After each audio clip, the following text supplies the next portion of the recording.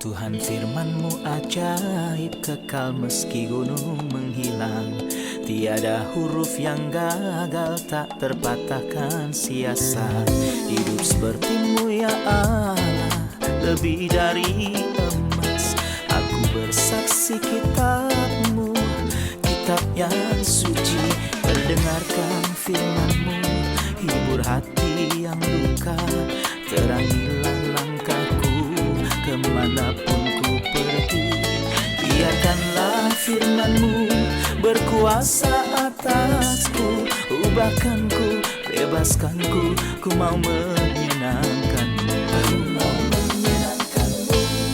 Salam jumpa pemirsa terkasih, saya menyambut Anda sekalian dimanapun Anda berada dalam episode yang terbaru program studi harian kita Semua Kitab Suci. Kita telah mempelajari Yesaya pasal 30 dan juga pasal 31. Hari ini kita akan membahas tentang kesengsaraan bagi mereka yang bersekutu dengan Mesir. Apa arti celakalah mereka yang bersekutu dengan Mesir? Kita akan mengetahuinya hari ini. Bersama hamba Tuhan yang hadir di studio, Saudara Yosef Riyad. Selamat datang Saudara Yosef. Selamat datang Saudara Riyad. Kami juga menyambut hadirin di studio, selamat datang. Pemirsa, kita akan mulai pembelajaran sesaat lagi.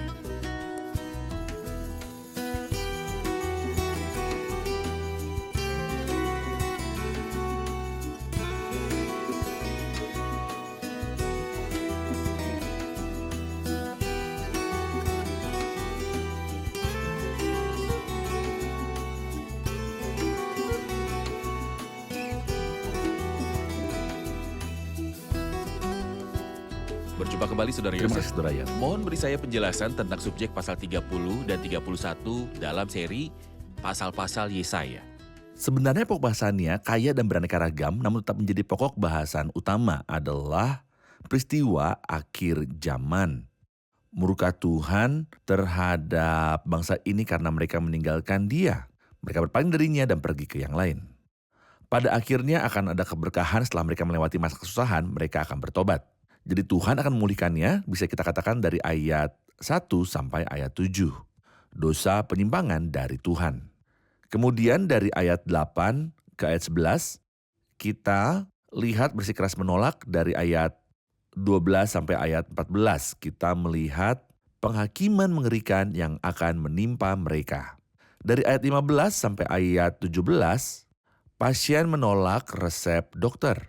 Kemudian dari ayat 18 sampai akhir Tuhan dengan berkat spiritual, alam, dan militer. Tentu ini semua ada di pasal 30. Semuanya dari pasal 30. Kemudian di pasal 31, bisa kita katakan judulnya adalah celakalah mereka yang turun ke Mesir yang mengandalkan orang lain selain Tuhan. Mereka bersandar pada orang lain. Jadi ayat 1 sampai 7 adalah tentang dosa bangsa ini yang menolak Tuhan.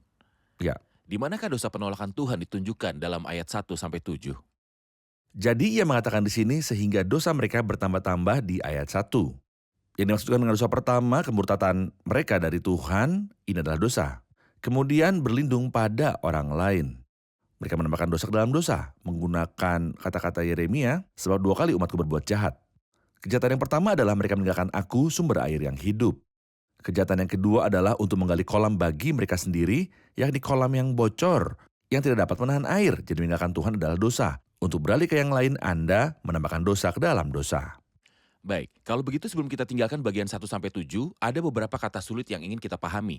Misalnya dalam ayat 4, sebab sekalipun pembesar-pembesar Yerusalem sudah ada di Zoan dan utusan-utusannya sudah sampai di Hanes. Apa yang dimaksud dengan Zoan dan Hanes? Itu adalah 2 kota dari kota-kota Mesir kuno. Zoan sekarang menjadi San El-Hagar di provinsi Sarkea. Hanes adalah Nasia saat ini yang dekat dengan Fayum di bagian selatan. Jadi seolah-olah dia ingin mengatakan entah utara atau selatan, ultra delta atau selatan delta. Dia bercerita tentang 2 kota besar di Mesir pada saat itu. Jadi bangsa itu pergi ke Mesir dan meninggalkan Tuhan. Dosa pertama meninggalkan Tuhan. Dosa kedua adalah mereka pergi mencari bantuan ke Mesir. Benar. Anda sebutkan dari ayat 8 ada desakan untuk menolak Tuhan dari umat itu. Jadi dia berkata misalnya di ayat 10, ia mengatakan kepada para tukang tilik, jangan menilik. Dan kepada para pelihat, janganlah lihat bagi kami hal-hal yang benar. Tetapi katakanlah kepada kami hal-hal yang manis, lihatlah bagi kami hal-hal yang semu. Menyisihlah dari jalan dan ambillah jalan lain. Janganlah susahi kami dengan yang Maha Kudus Allah Israel. Apa maksud kata-kata ini? Pertama saya ingin mengatakan bahwa belum tentu mereka mengucapkan kata-kata ini dengan mulut mereka. Sebab pada pasal sebelumnya ayat 13 karena bangsa ini datang mendekat dengan mulutnya. Jadi belum tentu mereka bisa mengatakannya. Namun Tuhan tidak hanya mendengarkan apa yang Anda katakan, tapi apa kata hati Anda, maka Anda mengatakan yang paling manis yang adalah kata-kata menggunakan lidah Anda, tapi hati Anda mengatakan kata-kata yang lain. Tuhan mendengar perkataan hati. Apakah perkataan hati itu? Jangan menilik, jangan memberitahu kita tentang penghakiman dan hukuman, jangan menilik. Dan kepada para pelihat, janganlah lihat bagi kami hal-hal yang benar. Lalu apa? Tetapi katakanlah kepada kami hal-hal yang manis, jangan bicara tentang kekudusan Tuhan dan betapa bertobatan yang tak terelakkan. Dan tetapi jikalau kamu tidak bertobat, kamu semua akan binasa secara demikian. Ceritakan kepada kita tentang kasih Tuhan dan Tuhan itu pemaaf dan penyayang. Tetapi katakanlah kepada kami hal yang manis. Lihatlah bagi kami hal-hal yang semu.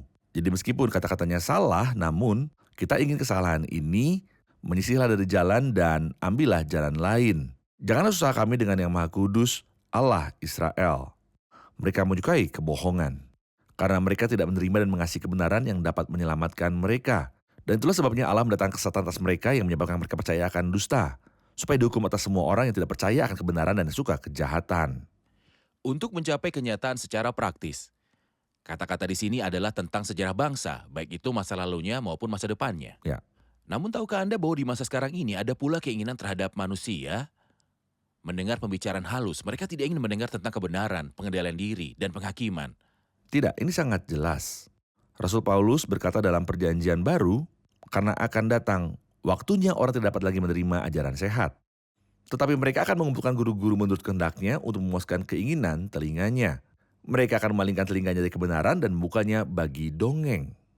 Ketika Anda berbicara dengan firman Tuhan, Anda akan menemukan seorang yang menguap atau tertidur dan tidak mengikuti. Lalu segera setelah kita mengucapkan pembicaraan apapun yang akan merangsang nafsu atau kata-kata yang jauh dari kenyataan yang seharusnya kita bicarakan, Anda akan menemukan orang-orang menjadi sadar, inilah mereka yang berkata, jangan menilik, tetapi katakanlah kepada kami hal yang manis, janganlah lihat bagi kami hal yang benar.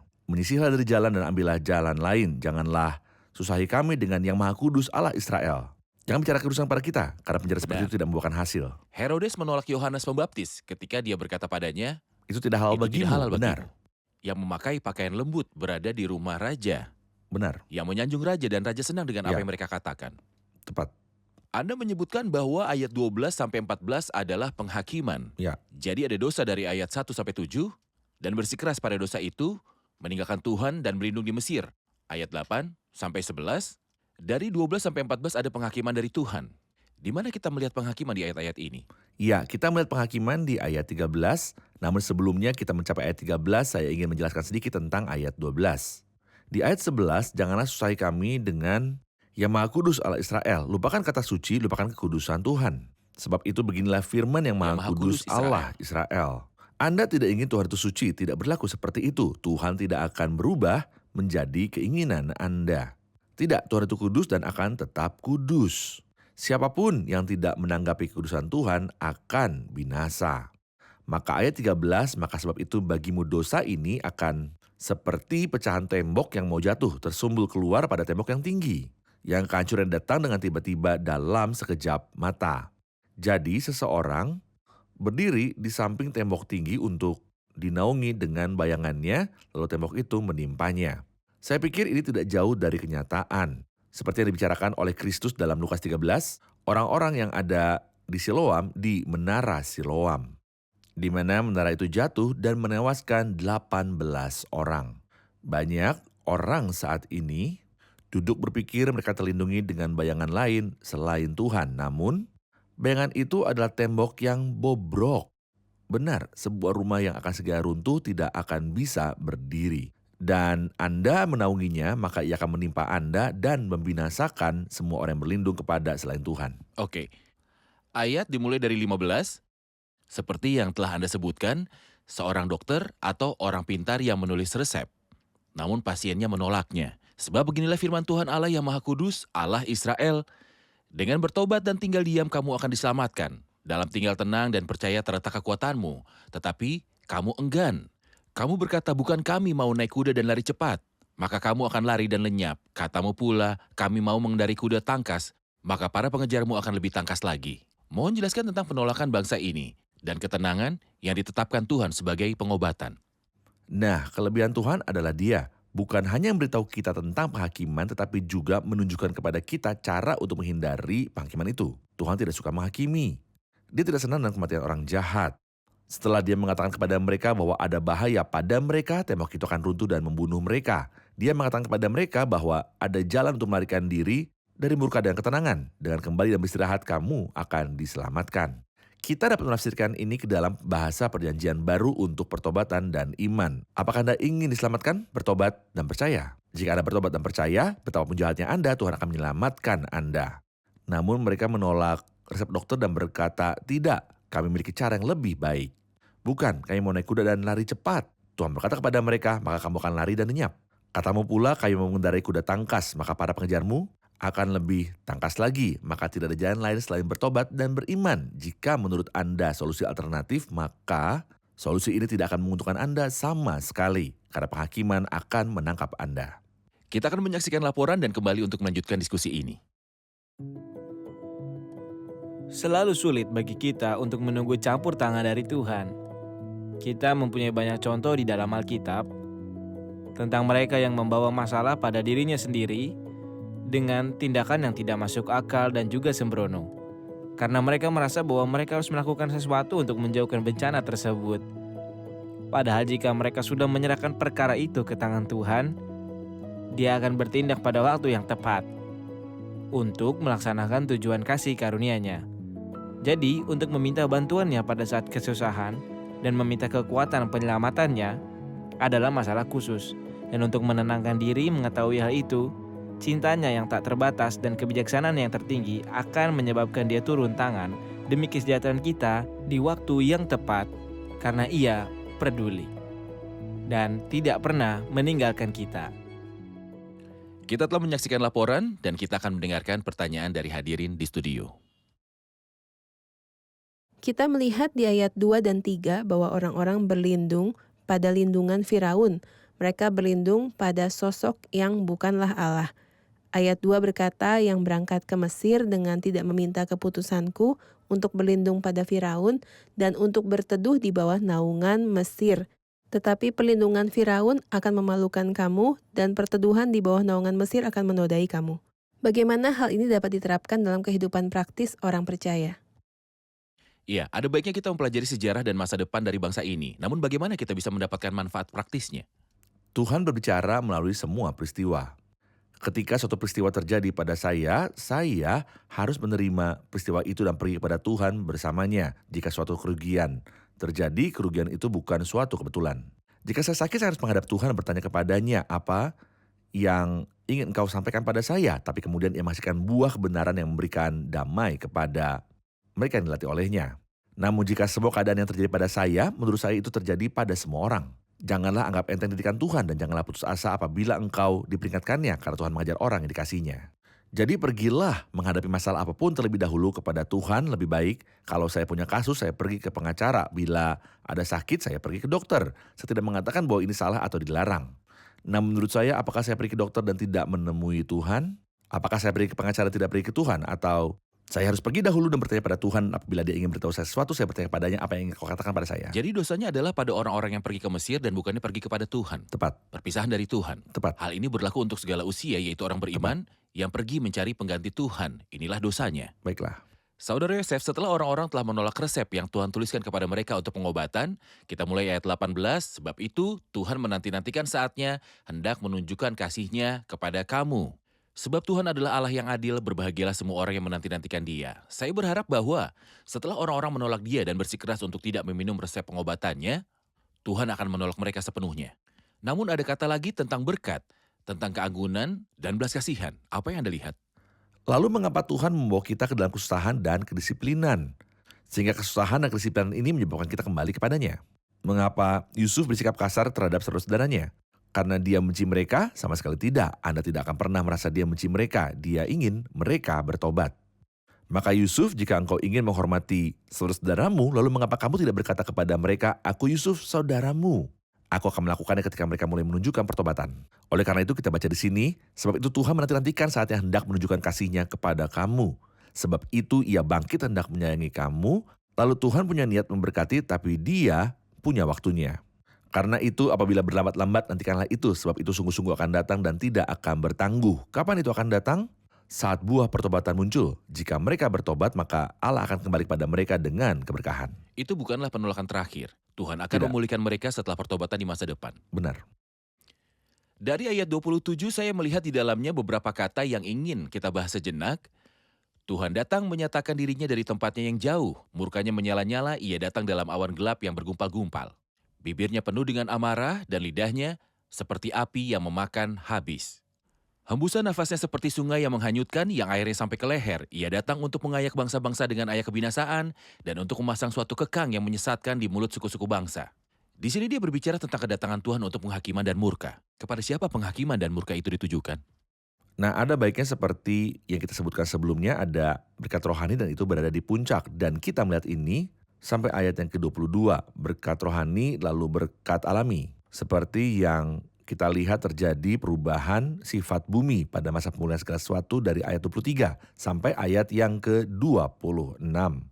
Kemudian ayat berikutnya adalah berkah militer. Tuhan akan campur tangan untuk membawa kemenangan bagi bangsa ini yang akan berada dalam keadaan yang sangat sulit. Raja Utara akan permalukan mereka. Seperti yang kita lihat di pasal 28, apabila cemeti berisik-bisik dengan kerasnya, kamu akan hancur injak-injak. Tidak, bukan hanya dari Raja Utara, tapi juga dan untuk memasang suatu kekang yang menyesatkan di mulut suku-suku bangsa. Saya menghubungkan dengan ayat yang disebutkan dalam Wahyu 16.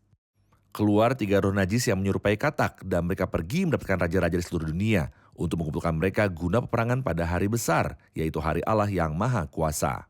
Ke Armagedon, puncak pembantaian. Maka semua bangsa akan datang mengepung Israel untuk menghancurkan mereka. Pada saat itu, Tuhan akan menampakkan diri seperti yang Dia katakan di sini, dan Tuhan akan memperdengarkan suaranya yang mulia. Ayat 30 akan perlihatkan tangannya yang turun menimpa dengan murka yang hebat dan nyala api yang memakan habis dengan hujan lebat, angin ribut, dan hujan batu. Sebab Asyur akan terkejut oleh suara Tuhan pada waktu Ia memukul mereka dengan gada. Tuhan akan memukul dengan tongkat. Tuhan turun tangan pada saat yang tepat untuk menyelamatkan rakyatnya. Ketika kita mengingatkan apa yang Kristus katakan, akan tapi oleh karena orang-orang pilihan waktu itu akan dipersingkat. Jika segala sesuatunya berjalan sesuai jalur alaminya, orang-orang akan hancur dan binasa. Namun Tuhan akan turun tangan pada saat krisis ini dan menyelamatkan rakyatnya. Oke, jadi ayat ke-18 sampai ke-26 berbicara tentang pemberian berkat Tuhan kepada bangsa ini. Ya. Entah pemberian ini ada pada mereka untuk jiwa mereka atau tanah mereka. Ya. Namun dia di sini berbicara tentang penghakiman. Itu juga merupakan salah satu karunia Untuk Tuhan. kepentingan mereka. Ya. Untuk kepentingan mereka, Benar. untuk keuntungan Benar. mereka, dan menghancurkan musuh. Oleh karena itu kita membaca tentang sebuah lagu dan membaca tentang Benar. teriakan. Dia berkata di ayat 29, kamu akan menyanyikan suatu nyanyian seperti pada waktu malam ketika orang menguduskan diri untuk Ya. perayaan. Dan kamu akan bersuka hati seperti pada waktu orang berjalan diiringi suling. Maka kan ada orang yang bersuka cita, itulah orang saleh. Bila Tuhan Benar. datang mereka bersuka cita.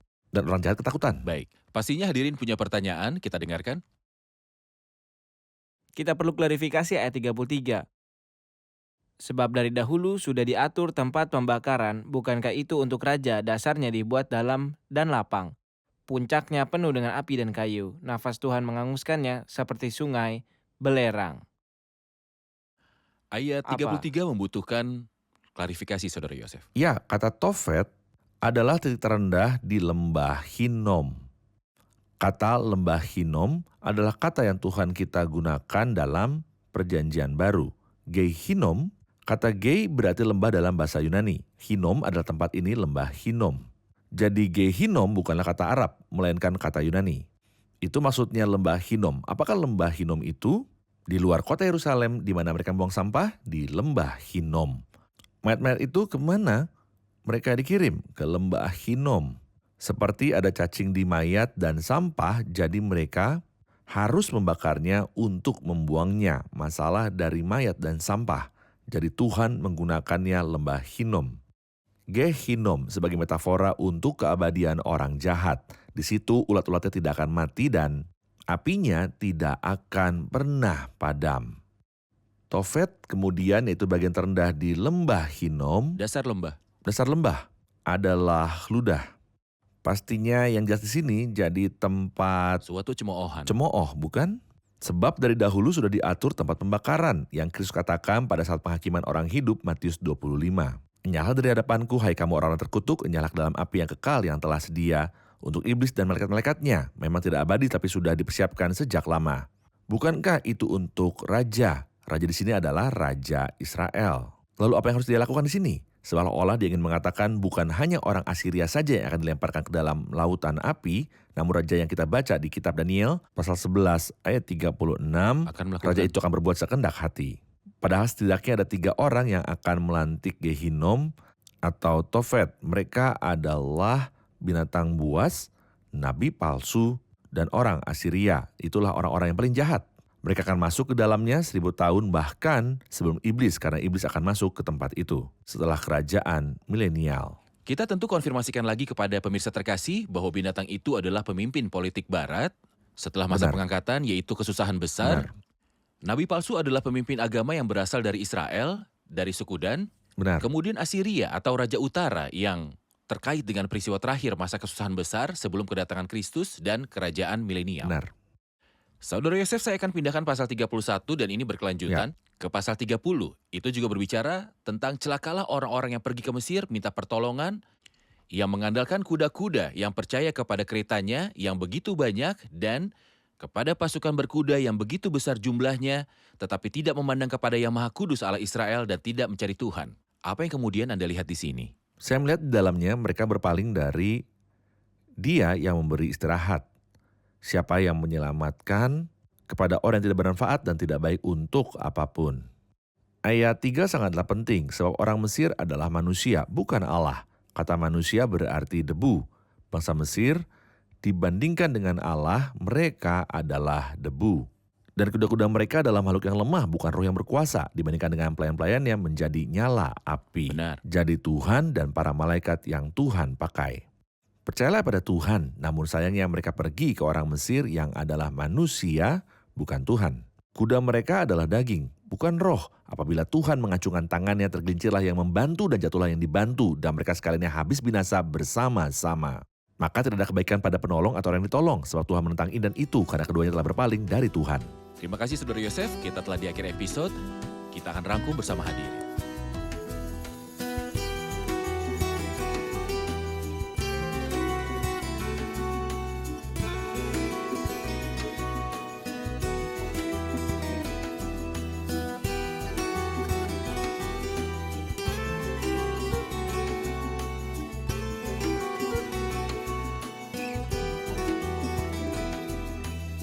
Pasal 30 tentang dosa manusia. Bangsa ini berbuat dosa terhadap Tuhan Maha Kudus Israel. Dosa apakah itu? Sebenarnya mereka tidak melakukan satu dosa, melainkan 2 dosa. Ya. Menambah dosa ke dalam dosa. Dosa yang pertama adalah mereka meninggalkan Tuhan. Dosa yang kedua adalah mereka pergi ke Mesir. Jadi meninggalkan Tuhan adalah dosa dan bersandar pada orang lain adalah dosa lain, itu adalah 2 dosa. Mengapa pergi ke Mesir adalah dosa? Daripada menganggap Tuhan sebagai pertolongan bagiku, aku bergantung pada seseorang. Kepada kekuatan Mesir. Aku bersandar pada kekuatan Mesir, bukan pada Benar, Tuhan. Saudara Benar. Yosef? Terkutuklah orang yang mengandalkan manusia. Benar. Kemudian bangsa ini bersikeras pada keadaan menolak Tuhan yang Maha Kudus Israel. Mereka meminta dari orang-orang yang mendengarkan berbicara dan mengenal mereka. Mereka meminta kata-kata yang ingin mereka dengarkan. Kata-kata apakah itu? Mereka meminta anugerah dan kebaikan. Apa yang mereka minta? Berbicara kepada mereka dengan Apa maksud kebaikan. berbicara hal-hal yang lancar? Mereka meminta anugerah dan kebaikan. Berbicara kepada mereka dengan kebaikan. Mereka tidak mau mendengarkan kata-kata tentang penghakiman dan pertobatan. Jadi mereka selalu ingin kata-kata yang menyemangati, menyampaikan hal-hal yang halus pada mereka. Baiklah. Kita tahu di episode hari ini bahwa Tuhan menulis resep pengobatan, tetapi mereka menolaknya. Apakah yang tertulis dalam resep pengobatan ini? Resep ini termasuk istirahat dan ketenangan. Namun sayangnya mereka tidak menerimanya, melainkan memilih. Mereka berkata demikian, bukan kami mau naik kuda dan lari cepat. Baik. Akibatnya kita berharap Tuhan menolak mereka demi kebaikan. Namun, apakah yang Tuhan lakukan terhadap mereka? Allah mempunyai belas kasihan dan kasih sayang. Maka itu ia berkata di ayat 18, sebab itu ia bangkit hendak dan menyayangi kamu, dan inilah masa depan. Dan inilah masa depan restorasi. Restorasi masa depan. Saudara Yosef, Baiklah. benar? Baiklah. Mereka berkonsentrasi di episode ini. Kita Tuhan berterima kasih pada berkati, Tuhan. kita lanjutkan diskusi di episode selanjutnya. Terima kasih Saudara Yosef. Tuhan berkati. Pemirsa terkasih, dosa bangsa ini di masa lalu dan juga di masa depan adalah menolak Tuhan dan berlindung kepada selain Tuhan. Jangan mengulangi dosa yang sama yang dilakukan orang di masa lalu, atau nanti di mana Anda mencari pengganti Tuhan. Namun datanglah padanya dan berkata, aku butuh Engkau Tuhan. Aku telanjang tanpamu. Aku merasa lemah. Tidak ada yang akan menyelamatkanku kecuali Engkau. Tidak ada yang akan melindungiku dari murka yang akan datang kecuali Engkau. Lindungilah aku melalui karya Kristus di kayu salib. Percayalah, saya mengalaminya. Anda dapat mengalaminya dalam sampul yang bagus itu. Kata-kata agung yang diucapkan akan diterapkan bagimu, dan darah itu akan menjadi tanda bagimu. Sampai jumpa di episode selanjutnya. Tuhan besertamu.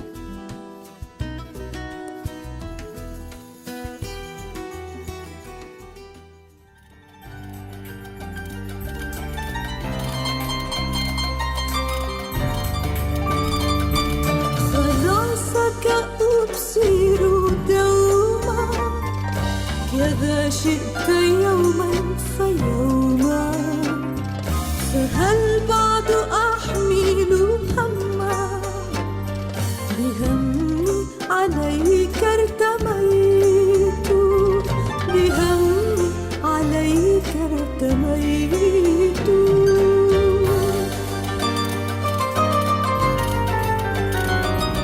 بماء الحبيب حنايا ترفرف للنصر راح دماء الحبيب حمايا ترفرف للنصر راح فنصر الصليب كفاية لأني ببر كسيت لأني ببر كسيت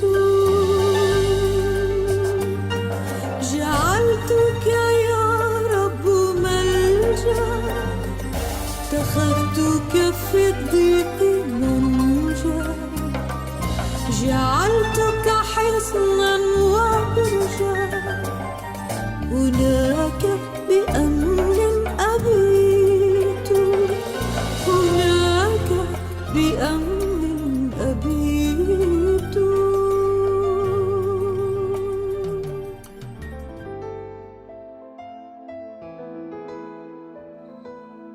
Tuhan firman-Mu ajaib, kekal meski gunung menghilang.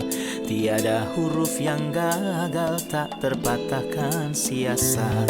Hidup seperti-Mu ya Allah, lebih dari emas. Aku bersaksi kitab-Mu, kitab yang suci. Mendengarkan firman-Mu, hibur hati yang duka. Terangilah langkahku kemanapun ku pergi. Biarkanlah firman-Mu berkuasa atasku. Ubahkanku, bebaskanku, ku mau menyenangkan-Mu. Tuhan firman-Mu ajaib, ubah dan bebaskan aku.